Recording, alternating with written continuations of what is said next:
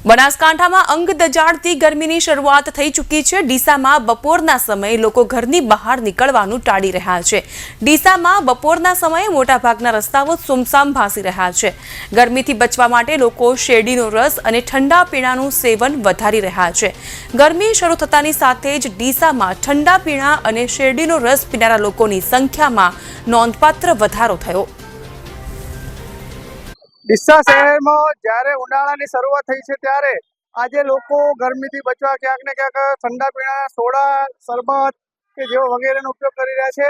ગરમીમાં ક્યાંક ને ક્યાંક બાઇક ચાલકો તથા રાહદારીઓ પોતાના મોઢા પણ બાંધીને ચાલી રહ્યા છે અને ગરમીનો માહોલ દિવસે દિવસે અતિશય વધવા માંડ્યો છે ત્યારે લોકો પોતાના બચાવ માટે ઠંડા પીણાનો પણ ઉપયોગ કરતા હોય છે।